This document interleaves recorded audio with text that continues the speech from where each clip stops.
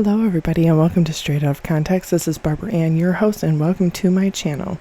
So this is a story that I have been covering as it's been developing, but I want to read this article by MSN.com. LGBTQ2 plus community raises new concern over next Benedict's death.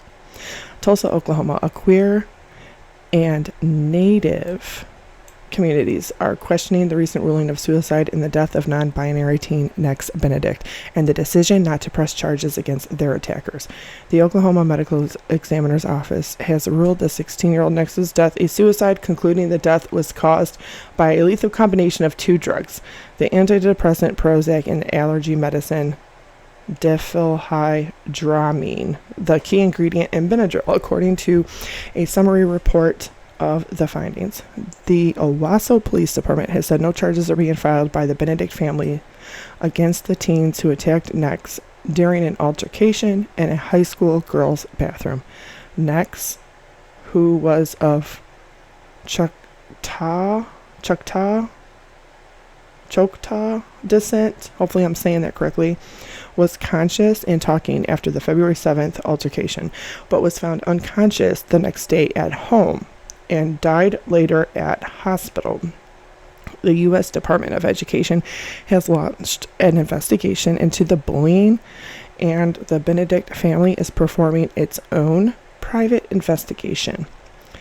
ICT will refer to Nex with he, they pronouns interchangeably, as this was his preference, according to his close family and friends.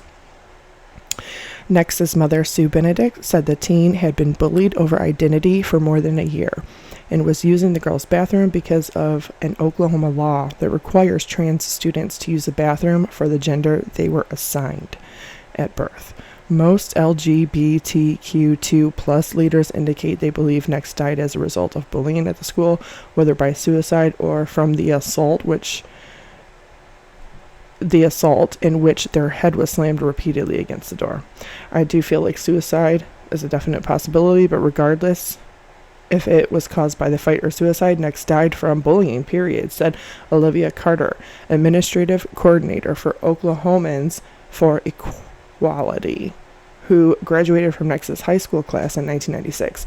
Carter identifies as non-binary and uses she/they pronouns. Others question why Nex would have used prescribed medication and an over-the-counter allergy medicine that can cause sleepiness. The medical examiner found that Nex suffered bruising to the brain and abrasions on the right cheek and ear.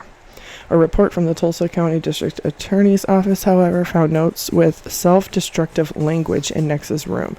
The DA's report did not describe the writings as suicide notes, but they said that they may have indicated that the death was a suicide. Honestly, the autopsy reports I think they have a mess up here. Honestly, the autopsy reports says it was a suicide is baffling to me. I don't think they meant to put trying in there. Said Mari Black Snow, a mother with a young relative who attended school with Nex in Owasso. Black Snow is a two-spirit and uses they, she pronouns. Considering that Nex was bullied and that they were beaten and then passed away, it does make sense to me, Black Snow said. It feels like they are trying to paint him as a mentally ill trans native. It's sickening. National spotlight on Oklahoma. Okay, we all know about the two-spirit thing. Two spirits and spirituality in religion is not the same as gender identity, no matter what anybody wants to say. The two-spirit thing, I'm not saying my opinion on that, but it's just the truth and the fact of what that really is. It has nothing to do with this, but they go on to continuously cite, how people are taking that to mean two genders have always existed. Yeah, male and female. It has, but even lack of, or being female, male, and having a deformality of your sex organs. That's just that. That's a deformality that happens in the body, in the womb, while you're developing, specifically between weeks 11 and 18, when the sex organs are developing. Something goes wrong, something doesn't go right. Sometimes people absorb their own twin, which could be of the opposite sex, and they end up with a physical deformality. That's why two intersex people are not alike, because their deformalities are different. The deformality of an intersex person born is not the same as the next. So, but I'm not here to argue that or get into semantics or play the technicality game with anybody. Everybody is entitled to their own thoughts, their own feelings, their own opinions, their own words on that. I'm just saying that this is what they found. They found that that they, them, he, she, whichever he went by, died because of a drug overdose. And this is not the first time that this has happened, specifically with Benadryl. In fact, CPS here in St. Clair County, Michigan, has actually broken HIPAA law and demanded to be in a room at Dr. Pachnikar's office with children who told their teacher that they take Benadryl, even if they have a prescription for it by their pediatrician or even for Claritin.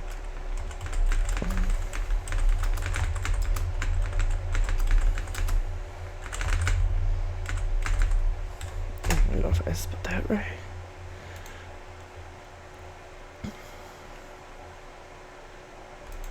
And this is why CPS. Mother guilty in boy's Benadryl overdose death gets prison. Elizabeth Long is let out of the courtroom after sentencing Thursday, April 14, 2016 at the St. Clair County Courthouse in Port Huron, Michigan. Long was sentenced to 22 to 50 years in prison for second-degree murder and second-degree child abuse in the death of her 16-month-old son, Lucas. And the Times-Herald here in Port Huron reports Elizabeth Long received the sentence of the 22 to 50 years Thursday in a Port Huron courtroom. A jury last month found her guilty of second-degree murder and second-degree child abuse. 16-month-old Lucas died January of 2015. Investigators say that he had at least 10 times the normal amount of the medication Benadryl in his system. Long says she didn't intend to harm her child, but she failed to save him.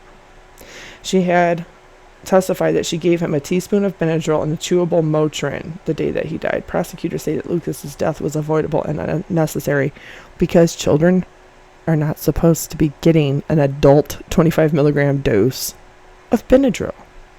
They have children's over-the-counter stuff, but we all know what people on the streets do with their kids. First it was NyQuil, then it was Benadryl. Now they've switched to melatonin. It's just getting to be crazy. But yes, people can overdose and fatally die from Benadryl. It happens, and it happens often, and it is sad and it is tragic that next Benedict passed away. If the autopsy would have found that any injuries they sustained during that altercation where they were physically hurt, but remember, she threw a water bottle at somebody. They didn't just attack her. She actually instigated a physical fight when she physically threw something at somebody else and hit them first. Not that it's a justification for anybody retaliating. Their violence is not condoned because of they being violent. But that's not the conclusion here. The conclusion here is, even if you have a 15, 16-year-old child, you should be aware of what they're taking. And they shouldn't be mixing. Prozac's very dangerous. And any kind of prescription or non-prescription medicine mixed with alcohol can be very fatal. So that's really tragic that the toxicology report came back and had found that. And so since I was following the story, just wanted to update on that. No, I'm not going to speak on the P. Diddy thing right now, or the canceling of Jennifer Lopez, because I already did that over on my TikTok. But I just want to say tomorrow's Easter morning. Happy Easter, everybody. I love you. Thank you for supporting. Thank you for being here. And I hope everybody, their family, their friends, their kids, themselves, everybody has a great day tomorrow. God bless you. I love you all. See you on the flip side.